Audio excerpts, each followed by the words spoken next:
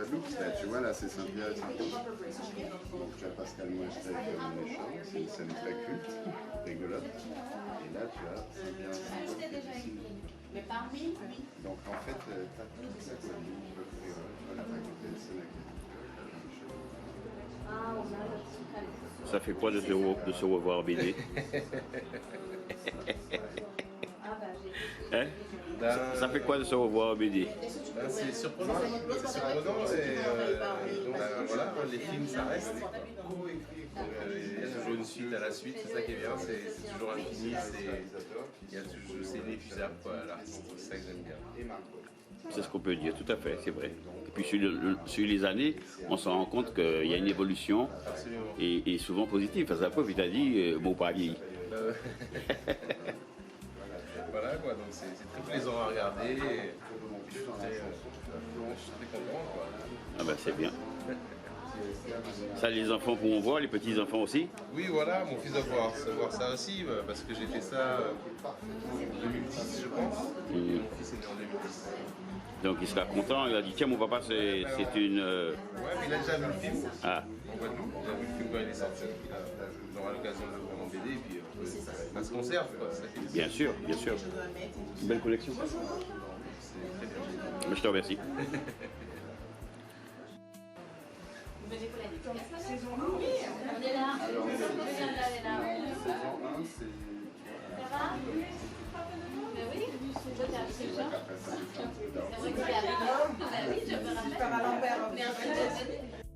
Très bien. Enchantée d'être là. Et là, il y en a tous les BD qui sont là. Ça c'est le premier parce que...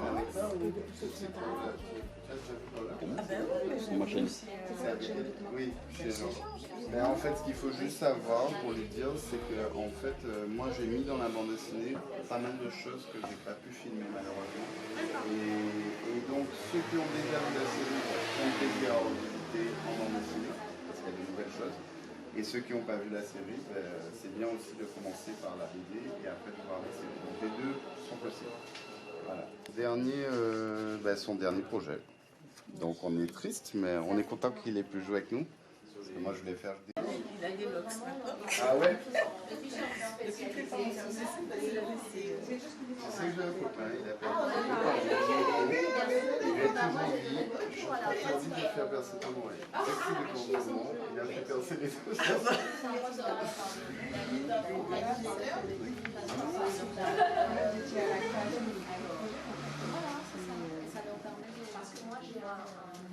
Des médicaments. Chaque an, je mets un livre. C'est comme tout. Oui, tout le monde a aussi.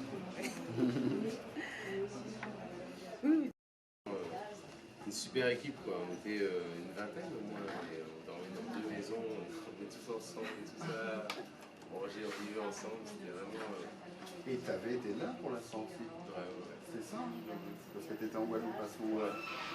C'est la sortie en Guadeloupe, tu étais là peut-être pas là. Ça, les gens n'en font pas, des romans graphiques, très peu. Et j'avais lu ensuite Pays en nous, et bon, même en connaissant la question du Dumidum, même j'ai appris des choses, et pourtant j'avais vu des docus, j'avais lu des choses, donc c'était pas un sujet nouveau, mais que derrière j'ai même eu des potes qui avaient passé 15 ans en Guadeloupe. Dumidum, c'est quoi? Je dis, tiens, tu vas lire, tu vas apprendre des choses. Non mais c'est génial. Encore le secret de famille. Hugo et Calypso, je suis en compagnie de Julien Dalle. Julien que j'avais rencontré à Paris c'est l'an dernier il me semble. Oui, c'est ça. On avait fait un podcast ensemble. C'était pour la sortie sur France Télévisions de ma série Wish. Voilà. Donc depuis, il y a beaucoup de choses qui se sont passées. La série marche très fort. Et la preuve, c'est que tu m'as dit, la surprise, c'est que tu attends une saison numéro 2. C'est ça, Canal+ nous a commandé la saison 2, donc merci déjà à tous les téléspectateurs, parce que la série est sortie dans 25 pays dans le monde. Et ce qui est fort, c'est que c'est la première série d'outre-mer produite par Canal+, donc c'était important que ça fasse un beau succès. Et du coup, le fait qu'on ait une saison 2, ça montre que déjà ça a plu. Donc merci, et puis nous, ça nous permet aussi de continuer à développer ces personnages, ces familles, tous les artistes qu'il y a dans la série Wish. Donc on est très contents et puis on a hâte de continuer cette aventure avec vous. C'est parfait. Alors la dernière fois on s'était rencontrés, justement, on était avec Neil Nago. Oui. Et tu nous avais parlé de la série qui devait sortir également en BD. En bande dessinée. En bande dessinée. Et du voilà, coup aujourd'hui, c'est chose faite. Parce qu'il y a les tomes 1, 2, 3, 4 qui reprennent la saison 1 de Wish. Et pour nous, c'était vraiment une occasion de nous montrer en bande dessinée et de montrer tous les artistes qu'il y a dans Wish en bande dessinée. Puisque c'est vrai qu'on a grandi aux Antilles et on n'a pas eu l'occasion d'avoir des bandes dessinées qui parlaient de nous. Donc aujourd'hui, c'est une formidable opportunité qu'on développe là encore ça ensemble. Nous, avec Neil, on va vous proposer des bandes dessinées chaque année. Et puis vous, le public, les grands, les petits, les enfants, d'essayer d'avoir chez vous tous ces ouvrages qui montrent toutes les beautés, tous les artistes, notre créole, nos paysages des Antilles. Donc c'est vraiment quelque chose qu'on a sorti en novembre en Guadeloupe, puisqu'on est basé en Guadeloupe, nous. Et puis ça a fait vraiment les familles guadeloupéennes ont vraiment pris ces ouvrages à bras le corps. Et du coup là, on va les sortir, on les sort ici à Paris, à Calypso et aussi à Couleur d'Outre-mer. Et puis on va les sortir très prochainement en Martinique aussi. Donc voilà, c'est une aventure vraiment qu'on construit ensemble. Alors, je vais te poser une première question concernant ça, justement. Alors, pourquoi avoir choisi aujourd'hui d'adapter Witch en bande dessinée? Alors, c'est vraiment, là encore, c'est une demande du public. C'est que quand le public a vu la série, nous, on a fait quand même pas mal de portraits des artistes pendant le tournage qu'on a montré aux gens. On a d'ailleurs récemment fait une exposition Wish. Et c'est le public qui nous a dit, lorsqu'on a fait des projections à Paris, en Guadeloupe, ils nous ont dit, mais en fait, pourquoi vous ne feriez pas un ouvrage avec tous ces artistes? Et du coup, nous, on a décidé d'aller encore un peu plus loin, parce que j'ai rencontré Neil Nago, qui est dessinateur, et je lui ai proposé de faire la bande dessinée de Wish. Pourquoi la bande dessinée? Parce que c'est, encore une fois, quelque chose qu'on n'a pas eu, nous, aux Antilles. Et c'est vrai que je me dis que depuis 20 ans, je participe comme d'autres réalisateurs, comme Jean-Claude Barny, et puis tous nos glorieux aînés, Christian Lara, Guy Deslauriers, Eusanne Passy, etc., à nous montrer en film. Là, pour moi, c'était l'occasion d'essayer de pousser ce phénomène où j'ai envie qu'on ait notre image un peu partout, en investissant le milieu de la bande dessinée. Et puis ça venait aussi un moment où aux Antilles, je pense que c'est pareil en Ile-de-France, nos propres enfants déjà nous parlent en wesh wesh, en Guadeloupe par exemple, et ils lisent des mangas. Alors moi j'adore le Japon, c'est pas la question, mais nous on est antillais. Donc pour moi c'était important d'utiliser la réputation de Wish pour pouvoir l'adapter en bande dessinée. Et aujourd'hui c'est vrai que les gens nous en remercient parce que ceux qui n'ont pas vu la série découvrent la série parce qu'ils n'ont pas Canal+ ou autre. Ils découvrent la série en bande dessinée, donc ils ont l'occasion de voir cette magnifique histoire. Mais ceux qui ont vu la série prennent plaisir à faire découvrir à eux-mêmes ou à leurs enfants la série en bande dessinée. Alors pour rebondir sur ce que tu viens de dire, là, est-ce que c'est une adaptation fidèle de la série ou une autre façon de raconter l'histoire? Comme pour Secret de famille, qui est une autre BD qu'on a sortie, qui est l'adaptation de mon 3e film avec Firmin Richard, qui est un film sur la diaspora antillaise en Angleterre. Le fait de faire la BD a été l'occasion de rajouter tout ce qu'on n'a pas pu faire pendant le film. Parce qu'il faut savoir que quand on a tourné Wish ou quand on tourne un film, il y a des scènes qu'on ne peut pas faire, il y a des paysages qu'on ne peut pas faire parce qu'on n'a plus le temps, parce que la journée de tournage est finie, etc.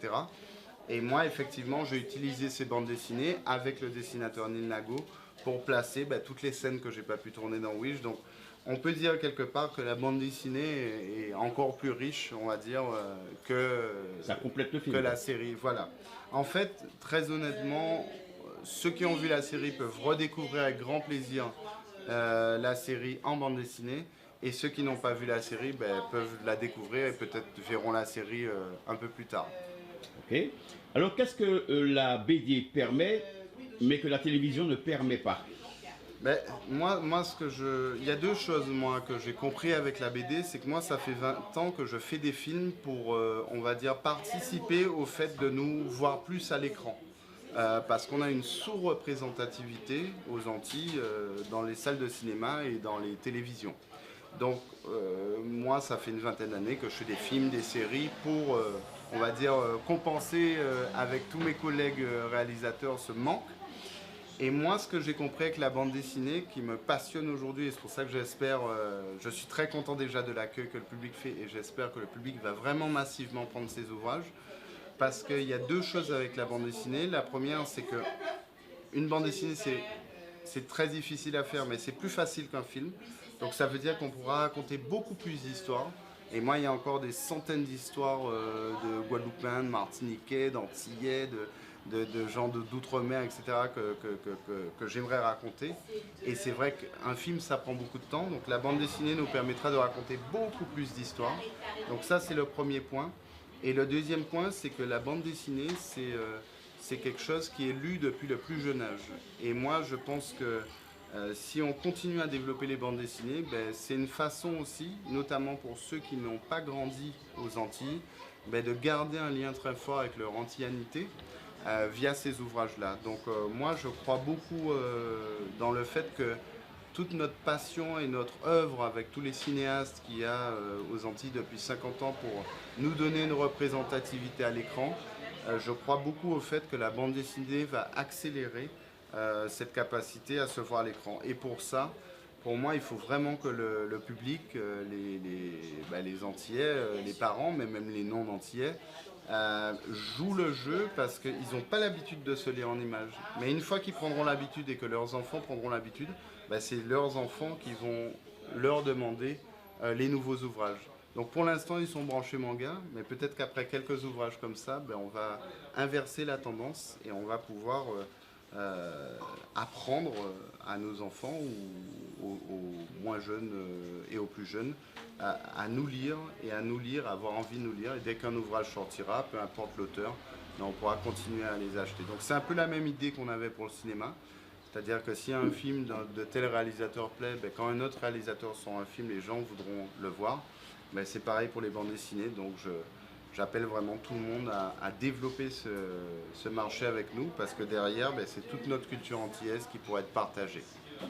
D'accord. Alors, comment ça s'est passé ta collaboration avec Neil Nago? Parce que c'est un super artiste. Très bien, parce que c'est Neil, je l'ai rencontré, au bout de 5 minutes, il était venu voir un événement Wish que je faisais un concert de Wish. Et il venait de rentrer en Guadeloupe, il est venu avec sa maman. Et il m'a dit, je fais des dessins. Je lui ai dit, montre-moi. Il m'a montré. Quand j'ai vu qu'il dessinait bien, je lui ai dit, si tu veux, on fait la bande dessinée de Wish. Et 3 ans plus tard, on a monté une société ensemble. On a déjà fait 5 ouvrages. On en sort 2 en octobre-novembre 2026. C'est un autre film à moi qui s'appelle Retour au pays avec Firmin Richard, Admiralty, Laurent Herlon qui est sorti en 2008. Qui est une magnifique histoire du retour au pays, sur le retour au pays. Et puis on sort une bande dessinée, je pense qui va faire date, qui s'appelle Les Grands Navigateurs des îles de Guadeloupe. Et c'est l'occasion de revisiter les épopées de la route du Rhum de grands navigateurs comme Claude Bistoquet, Claude Tellier, Willy Vicente et plus récemment Kenny Piprol. Et l'idée c'est vraiment de commencer en bande dessinée à rendre hommage à nos grandes figures et à raconter des histoires qui sont peut-être pas connues ou vécues par tout le monde. Et donc avec Neil, c'est vraiment un travail en binôme qui dure depuis 3 ans et qui, je pense, va aller très loin parce que on a une vingtaine d'années d'écart, mais je pense qu'il y a cette rencontre entre 2 personnes qui travaillent beaucoup et qui ont envie de développer la bande dessinée. Et puis tu as toujours aimé la bande dessinée aussi. Voilà, oui. Alors lui est dessinateur, moi je ne sais pas dessiner. Mais moi, je suis un passionné de bande dessinée depuis tout petit et du coup, on partage cette passion et on avait envie en fait d'ouvrir. C'est pour ça qu'on a appelé notre société d'édition Afroca. C'est la société d'édition Afroca, c'est qu'on a envie de raconter encore et encore des histoires afro-caribéennes. Et on espère vraiment que ces bandes dessinées, petit à petit, vont parcourir le monde et vont aller, comme la série Wish, en Afrique continentale, et puis vont être lues un petit peu partout dans les Antilles, dans toute la francophonie et en Afrique continentale. Donc voilà, on est au début de l'aventure et on espère qu'elle ira loin. Alors justement, comme tu dis au début de l'aventure, quel est le plus grand défi de cette adaptation? Alors, j'ai envie de dire que l'adaptation de Wish ou de Secret de Famille en bande dessinée, c'était un peu plus facile à faire parce qu'il y avait quand même le support vidéo qui permettait d'avoir toujours une référence de l'image. Le défi qu'on a aujourd'hui, c'est quand on fait par exemple la bande dessinée sur les grands navigateurs, et notamment par exemple l'épopée de Claude Vistoquet en 1990 qui a marqué durablement la Guadeloupe parce que c'est la première fois qu'un navigateur avait un rôle clé dans la route du Rhum, donc tout le pays entre guillemets à l'époque s'était pris de passion pour cette épopée. Mais le problème c'est que c'est en 90, donc on a très peu d'images, etc. Donc il faut refaire tous les décors, il faut refaire la Guadeloupe de 1990, etc. Donc là on a très peu de support d'images. Et donc, même dans la bibliothèque, vous n'avez pas trouvé? Oui, il y a quelques photos, ça et là, mais par exemple, quand il est en pleine mer, forcément, il n'y a pas de photos à l'époque. Il n'y a pas encore le portable, donc il n'y avait pas encore le portable. Voilà, donc je dirais que le challenge, c'est vraiment de... On s'est rendu compte que faire un travail de bande dessinée, c'était faire un véritable travail d'historien pour être le plus juste possible. Et voilà, donc on a compris que la bande dessinée, c'est quelque chose de très sérieux. Et là, effectivement, ça nous a demandé encore plus de travail. Donc, on est en plein dedans. Ok. Alors, comme on parle des Antilles dans Witch, puisqu'il met en avant l'univers caribéen, est-il important pour toi de raconter nos histoires avec notre propre code, nos propres codes? Oui, puisque nous, on a grandi en fait avec des histoires d'Antillais, que ce soit accessoires dans des films, où on avait l'impression d'être souvent montré avec des clichés. Donc nous on vivait aux Antilles, donc ça nous paraissait pas très fidèle à la réalité. Donc on a très vite compris que c'était mieux quand on était représenté par des gens qui connaissaient tout simplement notre culture.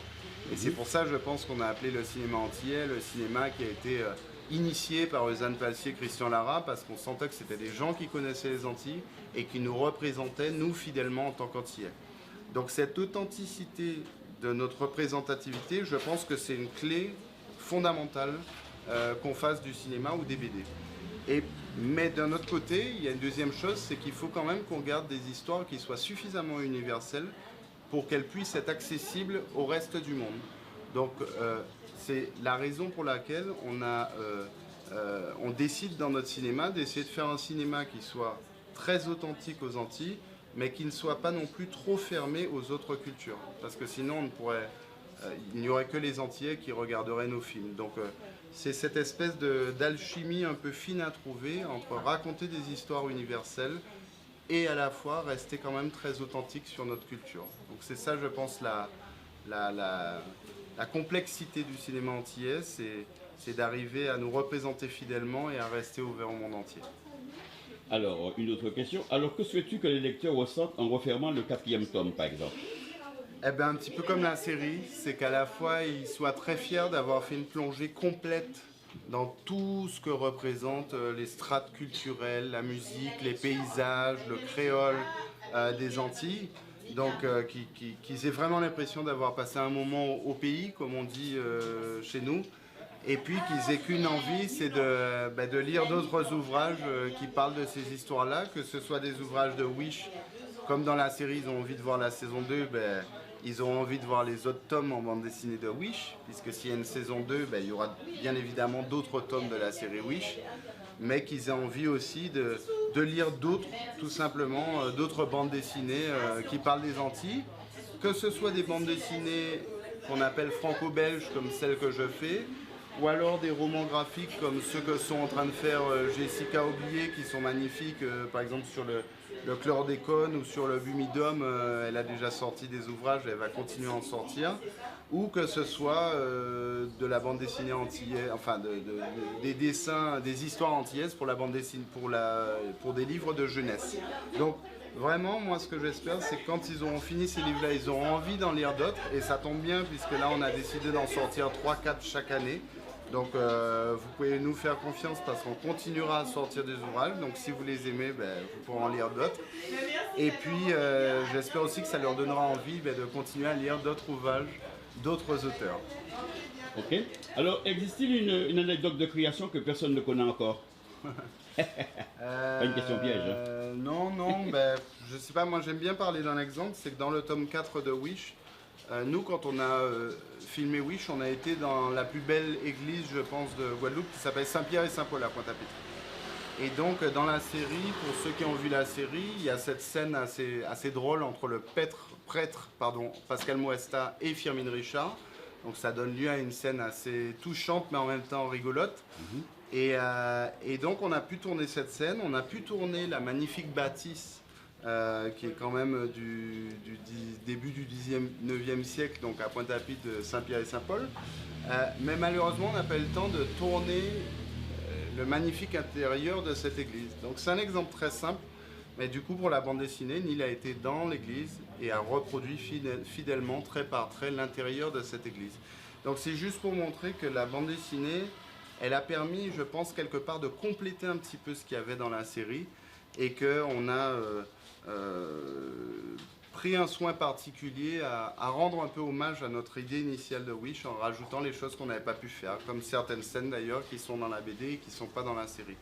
Et puis la deuxième chose que j'ai dit tout à l'heure à Yohan Piziou, qui est un des acteurs du film Secret de famille, c'est qu'on a relié la famille de Secret de famille à la famille de Wish. Et l'idée, c'était vraiment de montrer en fait que tous ces personnages-là sont interconnectés et que dans l'avenir, on aurait des histoires qui allaient un petit peu comme une saga, qui allaient se recouper et puis on pourrait faire des séries spin-off de l'univers de Wish. Donc on n'a qu'une envie, c'est de continuer à développer tous ces personnages-là que la plupart des téléspectateurs ont apprécié. Alors, j'ai quand même une dernière question pour toi. Quel est le plus beau compliment que l'on t'a fait sur Wish?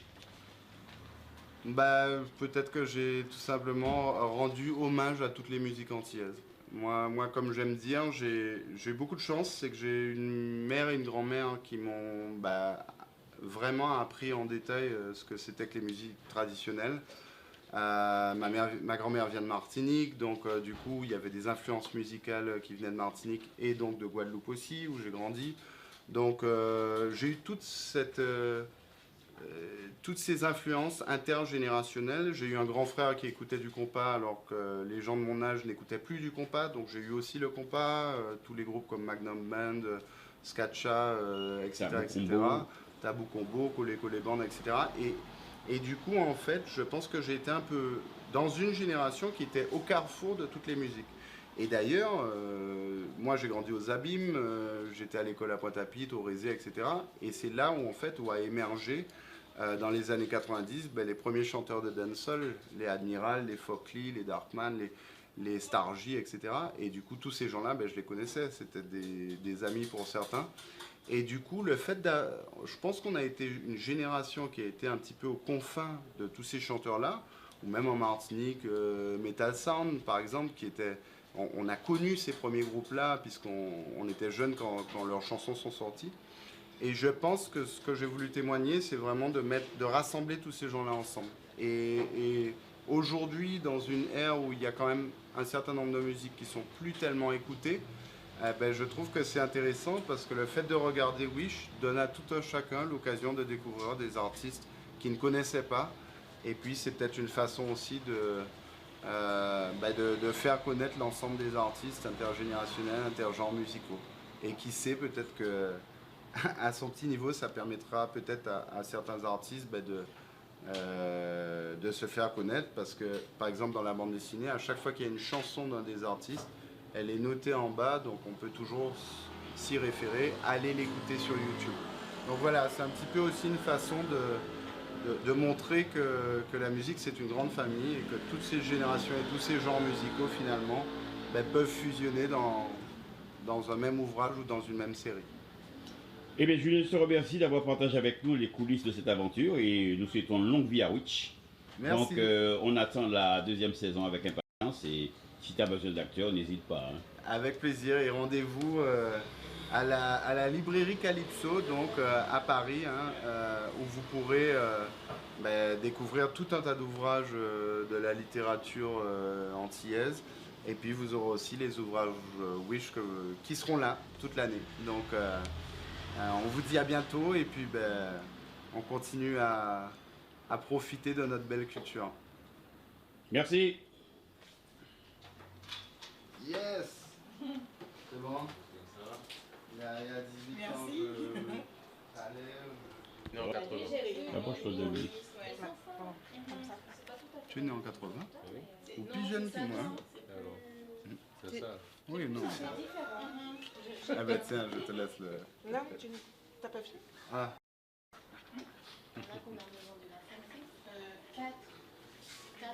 Tu m'as dit que tu partages avec dans ton association.